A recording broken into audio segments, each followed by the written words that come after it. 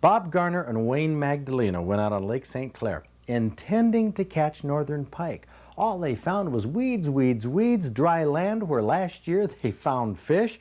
Well, that's kind of tough fishing, but we're going to report on it, so you stay tuned. I'm Fred Trost. It's Thursday night, time for Michigan Outdoors.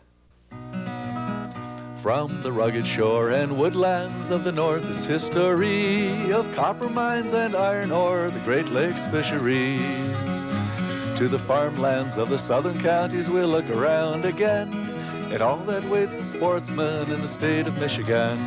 And sometimes when the moon brings out the diamonds in the snow and the stillness of the forest lies encased in Arctic cold, the wind might whisper through the trees, listen if you can, it tells you of the beauty in this state of Michigan. The northern end of Lake St. Clair is known as Anchor Bay. Lots of marshland, relatively shallow water, a good place for waterfowl and for fish, and for years it's been a great place for fishermen in June.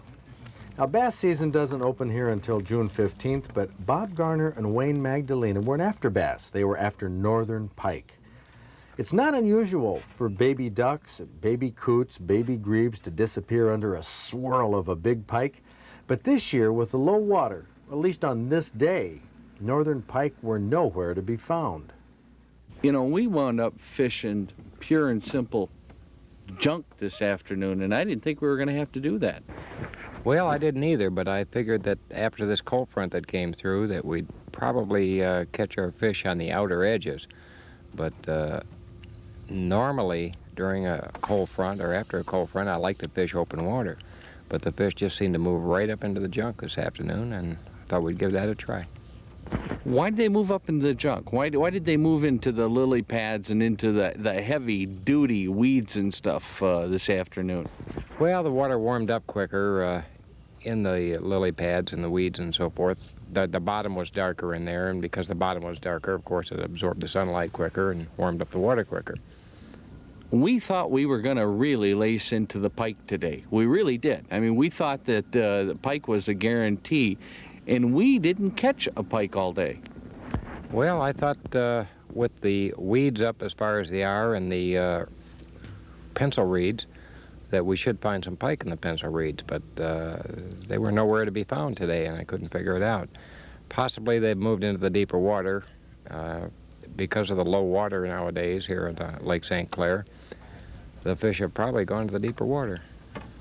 You know, it changes too a little bit how we fish. I'm assuming I changed baits to some different baits than I've fished in the last couple of years on Lake St. Clair. What are the better baits for the low water conditions up in the north end here in the flats? Well, I still think one of the best baits this time of year would be a spinnerbait. They're more versatile. You can use them in just about any type of structure, and they get through the weeds really well.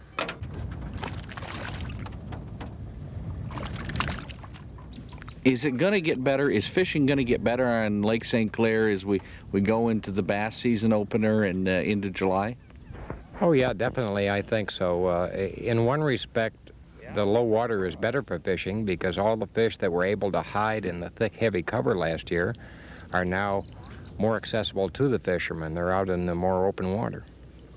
It's tough getting through, though. The weeds are tough on a motor. They're tough even on the electric motor, and you have to be doggone careful. Now, how's an average fisherman who's really not spent much time on Lake St. Clair? What are you going to tell him, Wayne, if he says he wants to come out here and fish? Well, I would first of all just advise him to be darn careful with these water level changes. There are a lot of exposed timbers and rocks that you could run right over last year. It's changed completely. What do you look for? How would you explain it to somebody what you're looking for habitat for pike and bass and various things that we've caught this afternoon? What are you looking for specifically? Well, I'm looking for a good water depth first of all of say 3 to 5 feet. With heavy weeds or reeds, lily pads, and so forth. Because of the low water, again, that's hard to find. Is that mostly on the north side of Lake St. Clair when you find this? Mostly up here in the flats in the Walpole Island area, or here in the Harson's Island, St. Clair Flats area. Can somebody who doesn't know Lake St. Clair really come to this lake and expect to catch some fish?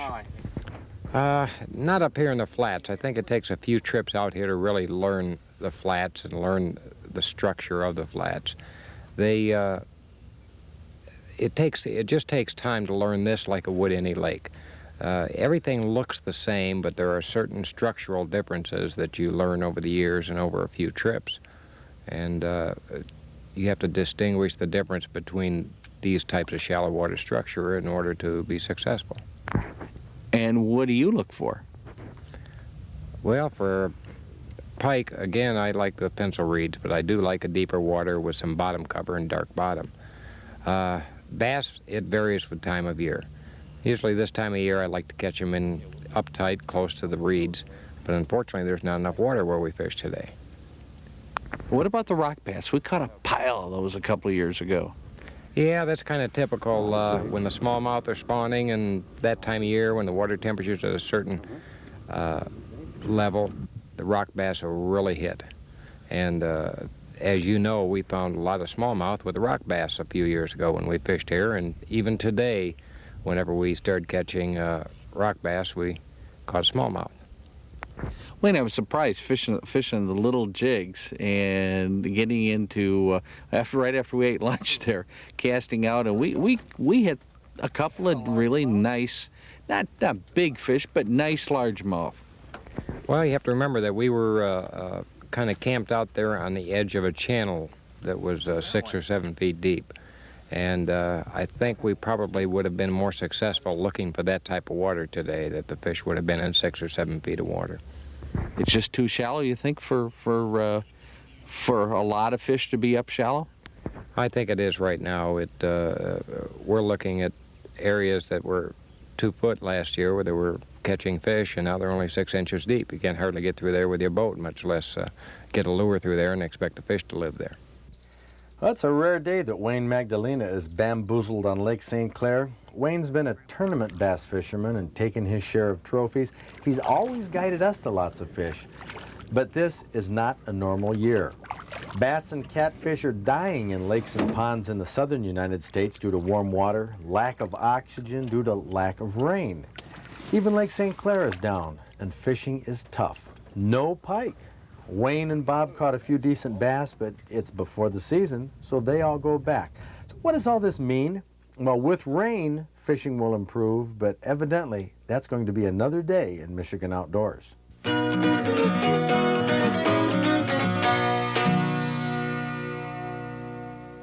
By the way, Houghton Lake, the outdoor fair, is air-conditioned in the high school. So that's going to be one cool place in a week. If you can find a cool place and get outdoors, try to this weekend. There are some fish to be caught, I'm sure.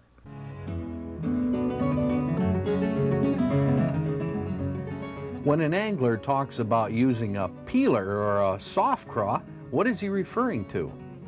A crayfish, also known as a crawfish, crawdad, or crab, grows out of its shell periodically and molts, leaving a very soft shell for a few days. These soft-shelled peelers are most desirable as bait for many species of fish.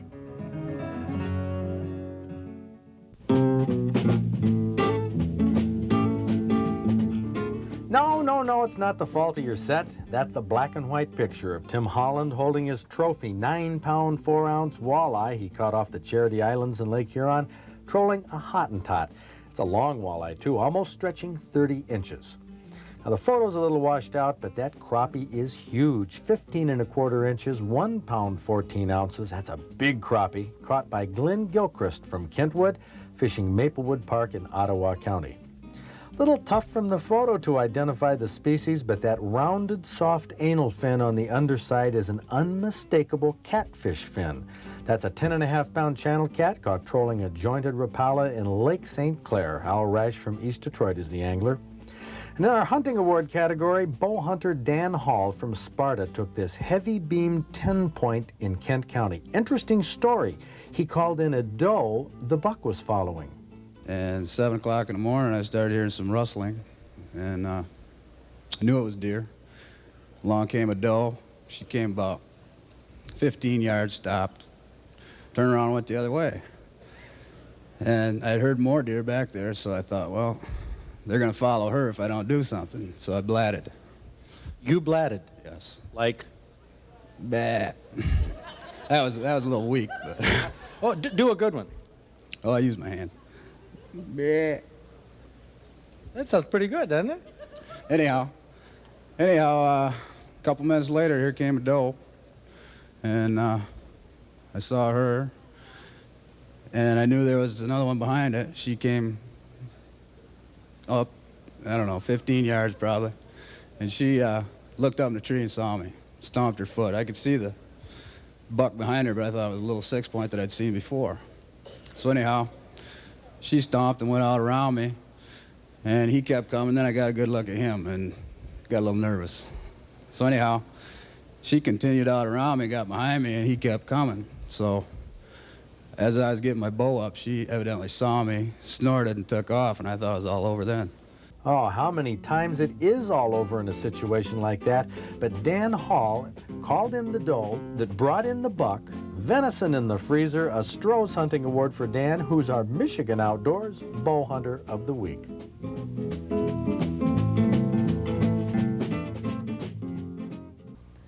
We hunters don't have an effective lobby or voice in Lansing, and it's really starting to show. Just recently, the director of the Humane Society, located at Grand Rapids, has asked legislators like Representative Jerry Bartnick for legislation making it illegal to discharge a firearm within 500 yards of an occupied dwelling. Now that's well over a quarter of a mile, and if that law passed, it would put a lot of hunters right out of business. I couldn't even hunt my own 40 acres. Now that same Humane Society's director has also asked that the law in the books making it a crime to harass hunters be removed, once again making it legal for anti-hunting crackpots to run the countryside, screwing up hunters who are legally hunting. Now these proposals will probably not pass thanks to legislators like Representative Bartnick, who enjoy hunting themselves.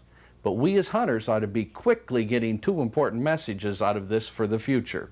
And one is that we should check before we donate to humane societies to make sure they will not turn our donations to help dogs and cats into funds to fight hunting. But the most important message is that we need a big presence at the state capitol. We need letters from hunters, a full-time lobbyist, and money to support our pro-hunting friends campaigns. That, in the end, will be the only thing that will guarantee our right to hunt in the future. Here's a question from a hunter, Ron Nichols from Goodrich, who had a question about big buck night.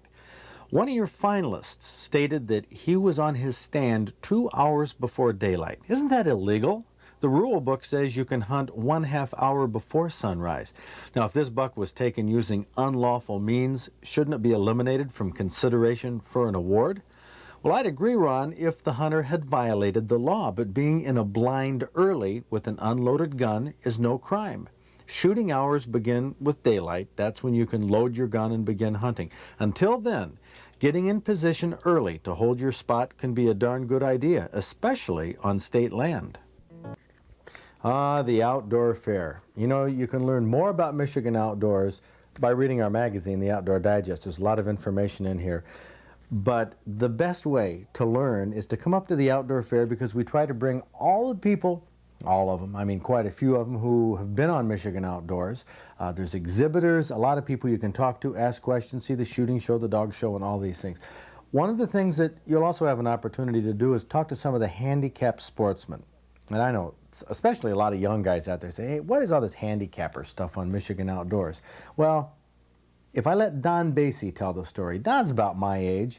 He had an accident which took him out of an extremely active life of hunting and fishing with his wife, Judy. Through Outdoors Forever, he's gotten back into it. Listen to some of Don's story, and I think you'll realize why Outdoors Forever is an important part of Michigan Outdoors. As I look ahead and I associate and looking in the past couple of years, November 15th, I've been there. I can't go where I used to. I can't do things that I used to. But at least I'm back out in the field and doing a little bit of hunting, putting the mind back at ease and sort of relaxing.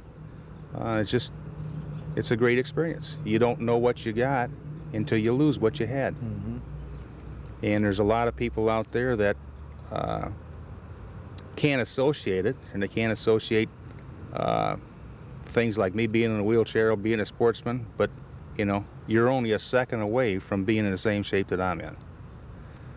When I had my accident, I was in a pickup truck, rolled over on the side, and on top of me while I was inside the truck was a bag full of decoys, my shotgun, all my supplies to go up duck and goose hunting.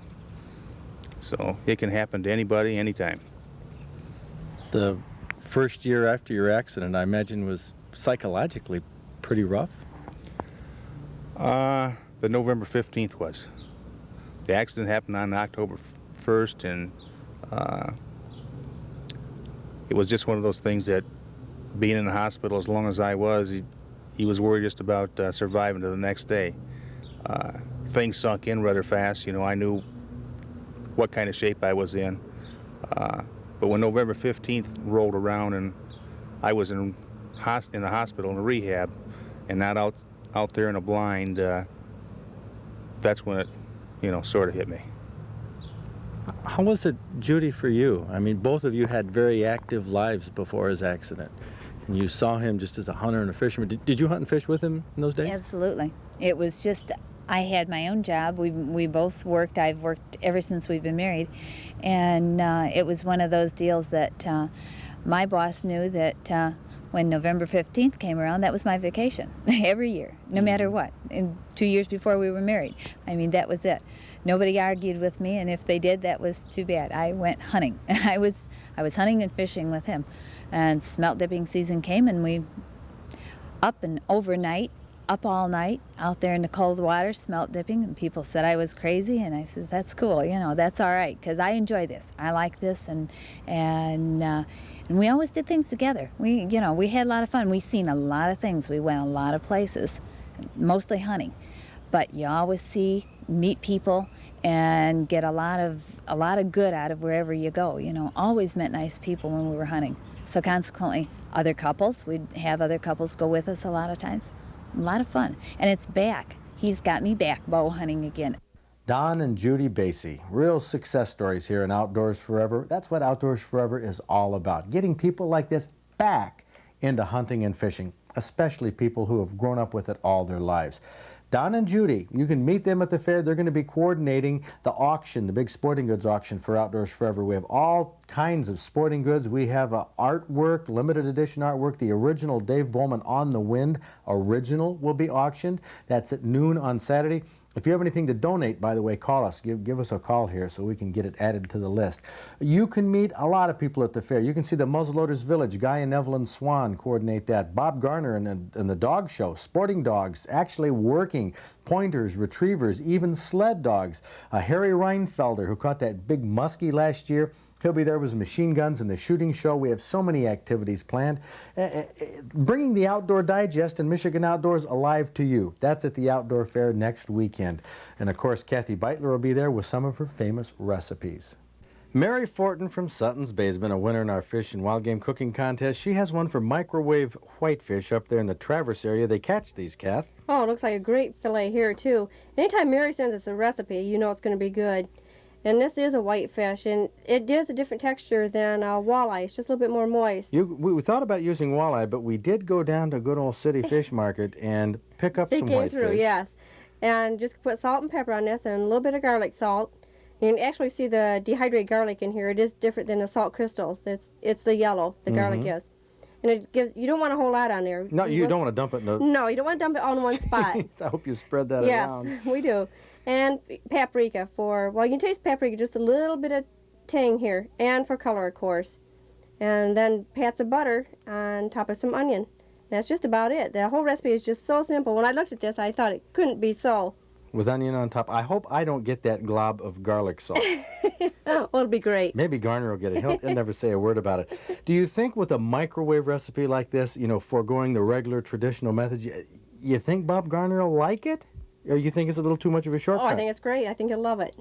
I'll tell you, anytime you can make something faster and make it this good and keep it coming, you've met all the criteria that I need for anything. This is delicious. I Delicious couldn't believe stuff. how simple it was. When I saw the recipe, I thought, You know, this is too simple, but I think this is one of the best fisher recipes we've done. We've done a couple recipes recently done in the microwave. We've had microwaves for years And really never used them much. until this year. For the wild game and fish. Well, I'll tell you what, I can't wait to try this with pike. I Oh, know yeah. it's whitefish, but pike or lake trout, it ought to Walleye, be great. any of it. It just ought to be simply just fantastic. Well, the story then really isn't the recipe so much, is that we're discovering Simplicity. microwave, and Yes. it keeps it moist. Oh, yeah. Keeps you don't it need all the moist. butter and everything else. Simple and darn tasty. Good stuff. If you'd like a copy of tonight's recipe in a handy clip-out format, From the rugged shore and woodlands of the north, its history of copper mines and iron ore, the Great Lakes fisheries. To the farmlands of the southern counties we'll look around again, and all that waits the sportsman in the state of Michigan.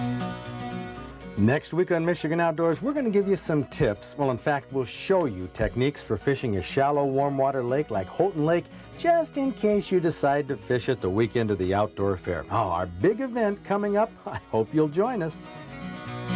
Sometimes when the moon brings out the diamonds in the snow, and the stillness of the forest lies encased in Arctic cold, the wind might whisper through the trees, listen if you can, it tells you of the beauty in the state of Michigan.